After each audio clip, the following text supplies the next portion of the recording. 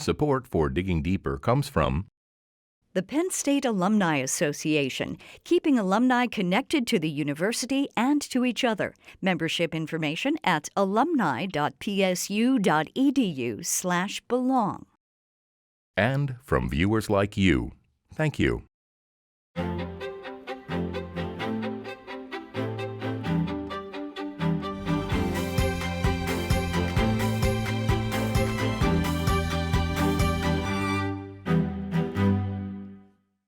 Hi, I'm Andrew Destin. College athletes spend significant amounts of time making sure they're in peak physical health. But what about their mental health? What are the challenges facing college athletes, and how can they make sure they are taking care of their mental health? On this episode of Digging Deeper, Penn State President Eric Barron talks to Kevin Warren, Commissioner of the Big Ten Conference, about the challenges facing student athletes and what the Big Ten is doing to address the issue. Thanks so much for joining me. I really do appreciate it. Yeah.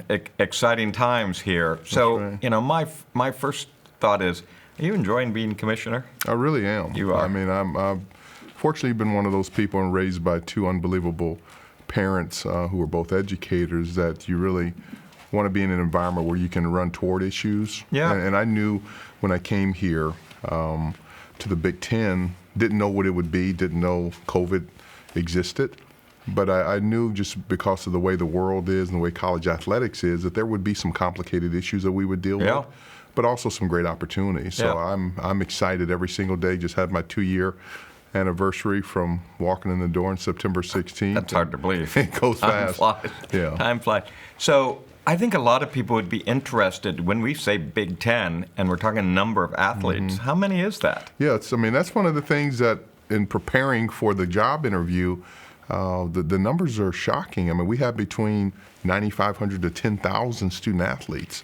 And so when you think of it's unbelievable. The magnitude, and I talk to many of my friends still in professional sports and, especially in the NFL, they say it's interesting that, when their season is over, it's over. You go to the draft and the combine and different things, but I mean, you think about it. We had soccer last night. We had volleyball, field hockey. We have basketball media days in a couple weeks, and so it's a lot going on. Molly and I tried to go to every sport at least once, right. And it's amazing what the choices are. Yeah. On any day, if you just say, "Well, I think I'll go to something," there right. it is at Penn State. It's just imagine. It's just unimaginable. I think a lot of people see the student athlete and this focus on the competition and how they perform. But student athletes have a lot of different challenges today. So maybe you could just give a sense of what are those challenges for a student athlete these days. I think it's very different than it used to be. Yeah, it's totally different. I mean, interesting about being a student athlete, it has run through my family for nearly 80 years. My dad was a student athlete in the 40s at Arizona State, a football student athlete. My my brother was a student athlete at Stanford in the 60s. I was a student athlete in the 80s. And my son is a student athlete now at Michigan State. So just to see the dynamics of it and how much it's changed. And I look at our current student athletes in the Big Ten, regardless of the sport, between academics, between practice and training and recovery and injuries and just all the different issues that young people in the world and society have to deal with. It's complicated. And there's so many things. I look back at my father, my brother, and me. We didn't have social media. No. And we didn't even have cell phones. And now all of the different things that they have to deal with. And, we had a couple situations last year in the Big Ten and even across the country of, a player may not play as well as fans think they do. And people are saying things online. And it's challenging. And so, the issue of mental health and wellness and a healthy, holistic environment is really a priority of mine. I got the impression that the Olympics was actually eye-opening for some people, because here's a remarkable athlete and you're imagining the gold and that no one could possibly win, and then you have this discussion of the twisties or something like that. These are individuals that have to be at their peak physically, but also mentally. Yep. And the challenges are really growing. Are we seeing an increase in the level at which student athletes' mental health is now a topic? Yes, I mean, we really are. Like you said, you watch what happened in the Olympics, and possibly the greatest female athlete of all time, and Simone Biles, and what she had accomplished. And when you would see her on the commercials leading up to the Olympics, I think there was just a presumption that she would go and bring home 5 or 6 gold medals. And then when you saw what she was going through, it almost became like the physical part was kind of the easy part, but it was the mental health and wellness. And then right around the same time, Naomi Osaka, to be able to withdraw from certain tournaments. I think what it says to the world is, although these are physically gifted, talented, and mentally tough, athletes, but as you said, Dr. Barron, I mean, their physical part has to connect with their mental part. Yeah. And to see 2 individuals who are at the top of their game literally raise their hand to say, enough. I need to step away from this and make sure that my mind is right. So in a way, I felt for those 2 talented women, but in another way, I'm glad that they had the strength to step forward to say, enough is enough. True, that is amazing. Do you think the very fact that they did it changes the level of stigma for a college athlete? Is there more stigma about mental health than there might be for a different student? Yeah, there has been. And, one of the things I had a concern of coming, to the Big Ten, that if one of our student athletes had a torn ACL or separated shoulder, I mean, we would have them with our orthopedic, surgeons and in surgery and rehab and recovery and a plan as quickly as the injury occurred. But when they had some mental health issues, then it did have a stigma associated to it. And I think one of the things I'm most proud of in the Big Ten is the way collectively, all the way from our chancellors and presidents and your leadership and our athletic directors and faculty athletic representatives and senior women administrators and our coaches and even our student athletes, people now are comfortable, not only for themselves, but for others to come forward and say, we need some help. And talk about it and ask for help. I think that makes an enormous difference. Now, normally I would just think that the mental health part of this is sort of a performance expectation. The expectation of success becomes so great that to have a subpar performance is a colossal failure. So this is, in my mind, seems like it would be an enormous stress. But are there other areas of mental health that are affecting athletes? Absolutely. And like you said, performance is one area, but it's just to make sure that they're strong enough to be able to participate at the highest level. And one other area I'll put on top of that is that they're having fun. Yeah. That's what we forget about it. Yeah. These are not professional student athletes. These are amateurs who are here on our wonderful campuses to get a world-class education. I mean, one thing is when you come to even the games to see, I mean, we have some of our student athletes who may have an exam on Monday, who'll be playing, who played last night, who may be playing in a football game on Saturday, and they have papers due on Monday and an exam. And so we have to keep that in mind to balance all of those different issues, especially these games that are on national television and being scrutinized and analyzed. So it is from a performance standpoint, but from an operational standpoint, is critically important. I had a severe car accident when I was about 10 and a half years old, and literally almost wiped me out for a whole year. I was in traction, I was in a full body cast, and I think about all the surgeries and the things that I went through, but not one time did anyone talk to me about my mental health. It was all about getting physically healthy, but my mental health is what really dictated the ability for me to be able to heal. Yeah, so let's talk about social media in particular, because this certainly strikes me as one of the biggest differences between when I was in college and today. And I remember very vividly that I was just getting pounded on a particular topic as a president. And, I finally just thought, how can one of my alums not like me in this way? Well, and it turned out that he had his name there, and he was head of a booster school, a booster club from a different school. Right. It wasn't even, it's anonymous. It almost anonymous in some cases, or truly anonymous. And so here are these young men and women, and they have the potential of people just saying awful things because something didn't. How profound is social media in actually changing not just athletes' mental health, I think, but a lot of people's mental health. I think it's the leading kind of igniter. And when it comes to mental health and wellness, just the stimulation from all of the information that comes in, but the things that people will say, especially when you're typing on a phone or at a typewriter, to be able to, and they think it's innocuous, that you can say anything. But so, and I just think to see these young folks are basically viewing themselves and how important they are based upon how many likes they have. And then you have the other side of it where in order to be an influencer, you have to have so many followers. And to get the followers, you have to, be out there. And so I just think if we in society could rewind time, is that we would be much more astute of how we have promoted and handled social media.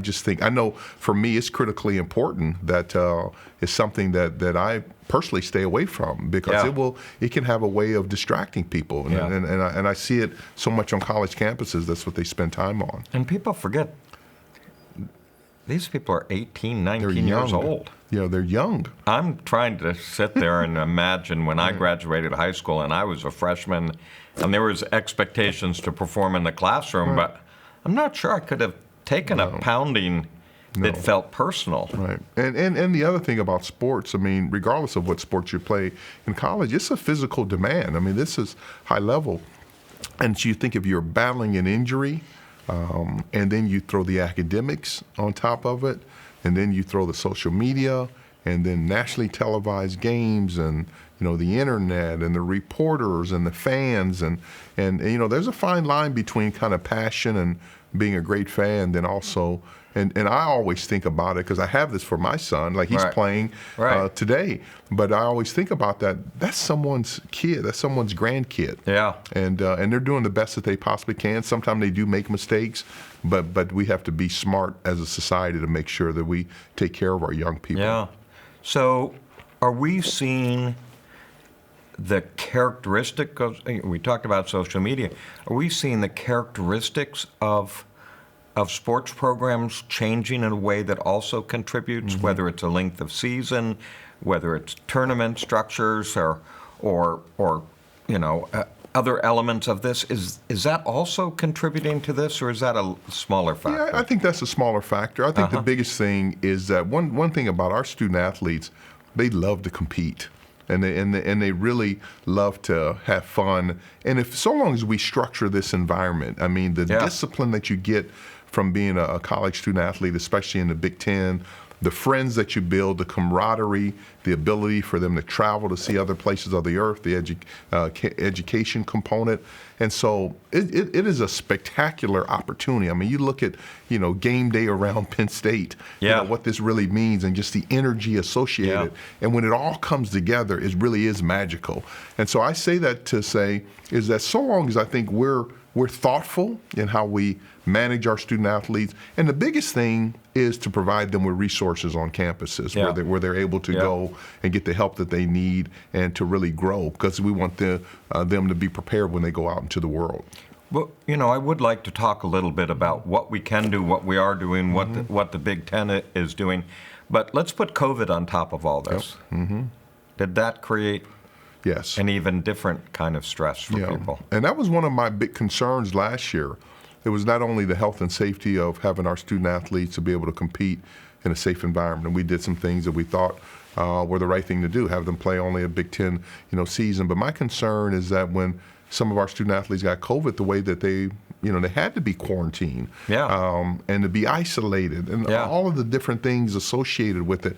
So I think COVID, last year was truly an inflection point in sports, not only in college sports, but in sports in general, that people really recognize the positive elements of sports. But then also when you put COVID on top of it, people were concerned about the physical health of getting sick, then what they did from a stress standpoint, from a mental health, and then if you had COVID or from a contact tracing standpoint, had to be isolated in your rooms and your meals along. Last year was a really challenging year, but I think one thing it taught our student athletes and all of us that they're very talented, they're resilient, they're strong, and that's why now, hopefully, if we can come out of this COVID environment, the benefits that they learn from that as far as being resilient and strong people will carry them for the rest of their lives. Yeah. That resilience is incredibly important, and you do hope that it makes people stronger, but probably not without health. Are we seeing in this and at COVID? I mean, I can imagine getting sick and watching my team not be able to perform and feeling like it was all on me because I really got desperate and wanted to be with my friends or something like that. But are we seeing athletic departments changing? Is psychologist staff becoming a common thing in this country? Yeah, one of the things that we are seeing that I'm really most proud of in the Big Ten is the fact that this has become a major focus from a mental health and wellness. So athletic departments, universities are really making this a priority, not only for our student athletes, but for the general population, to make sure that we have the resources for individuals to get the help that they need. So I even see it over the last years. Our Big Ten school have really made it a focal point to start being properly staffed. One of the things we've done at the conference office is we provided the Calm app, and I just got the numbers. I mean, we have had over 400,000 sessions over this last year from our Big Ten community of people trying to do everything they possibly can to make sure that they're strong mentally. Yeah, I must admit I'm incredibly proud of being a Big Ten school, and I'm incredibly proud of the fact that I get to sit there with presidents, chancellors, and with a commissioner for which we're constantly talking about the well-being of our athletes and their educational success as well as their success on the field. And never had these moments where people said, we have to do this in order to win. I always get this sense of how the Big Ten cares about students. So, let's talk about some of the things at the Big Ten level. And you mentioned the Calm app. I imagine nobody knows what the Calm app is. So why does the Big Ten have a Calm app, and what is it? Yeah, I mean, so Calm is one of the leading applications on your phone just from a mental health and wellness. And they have it from a meditation standpoint. They have sleep stories. My wife and I literally use it every single night. They have these sleep apps to be able to help. And we just, right at the middle, on the front end of the pandemic last year, we were searching for things that we could do to help our student athletes. And by being able to work with Calm has been really, really powerful. And at first, first month or so, you wonder if people using it, and then all of a sudden, a couple of our student athletes, and now, like you said, to be over 400,000 sessions is incredible. That is incredible. I mean, it's incredible. Yeah. And literally over a year. I mean, when you add those numbers up, you think about that people are really using this. And so I'm just grateful all those different things that we're doing, because when it comes to mental health and wellness, every little bit helps. And if we can help you to meditate, to relax, to sleep better, to be able to step away, to learn different issues, and then we have the resources on our campuses for you to be able to go get the support that you need. And the biggest thing is being able to talk about it.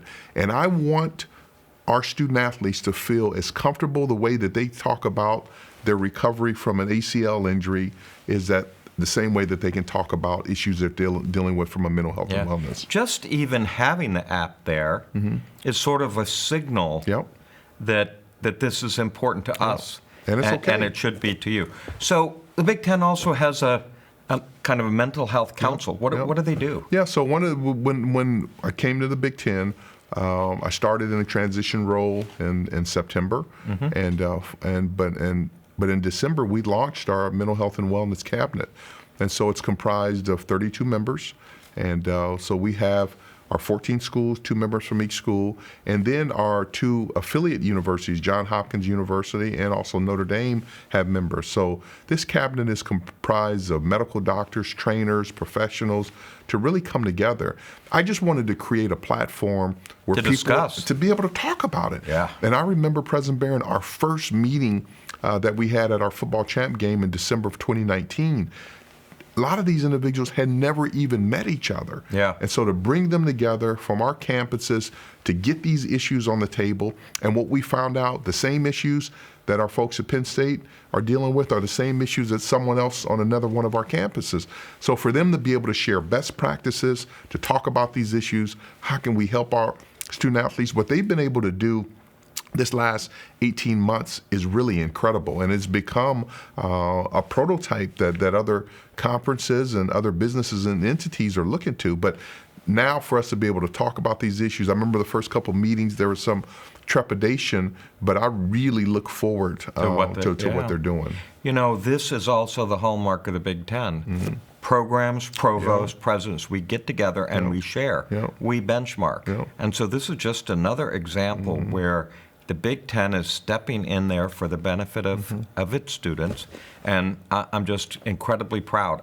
I really appreciate talking to you about this issue. It's a profound one, and I just hope that those Nittany Lions are way up there here by the end of the season. Yeah, I know. But thank you for joining me. Yeah, no, thank you, and really thank you for your leadership. I mean, one of the things I look forward to the many calls that we've had is I can always count on you just being a straight shooter, but always putting the health and safety and not only the physical, mental, but the academic health and safety of all of our students at the forefront. It's what we're here for. Yeah, but thanks thank you much for everything. Yeah, I appreciate it. Yeah. Dr. Barron, thanks so much for taking the time to speak about college athletes and mental health. With the different resources that are currently available to college athletes, how do those necessarily differ from non-athletes here on campus, or do they kind of mirror them? You know, I think there are parallels and there are also some differences. For example, in athletic programs, we are seeing more and more individuals hired that are there for psychological assistance.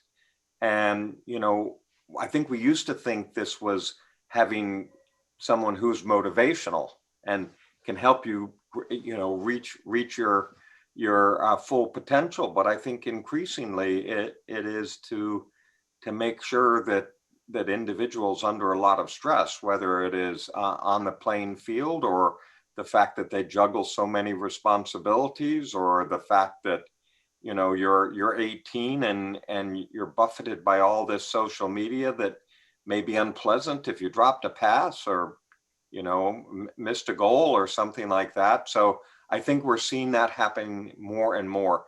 And that's not something we typically find with other students, although I do know of other programs in our university for which wellness is a part of the support team for the students. And then on the other side of it is we've been increasingly investing in mental health services and capabilities in the university. And athletics has been contributing to that financially. But that's a case where this is for every student, but we're making sure that service that we have for students is there for athletes. And we may even get to the point where people specialize in these areas and help students in that way. In some recently passed litigation with name, image, and likeness for college athletes, how has the university's approach to mental health changed? Are there any plans to assist students on that front as it pertains to mental health? So I would tell you that the name, image, and likeness is a fascinating topic because it is by court order something that is happening. I think I worry about some of the negatives, but any student can market their talents. So why would we not let an athlete market their talent? But then here comes a whole nother dimension of whether your name is up in lights and what that means, or whether your teammates are getting contracts and you're not, or even the whole process. Because if you think about it, many students have no familiarity with contracts, and the notion of signing away part of your name, image, and likeness. And will they make mistakes? And will that be something that is problematic? So what I really like about Penn State is that athletics is developing something which is a Penn statement, and it includes all sorts of services and help to make sure that our athletes enter this space as educated individuals. And I think that will relieve a lot of stress, frankly.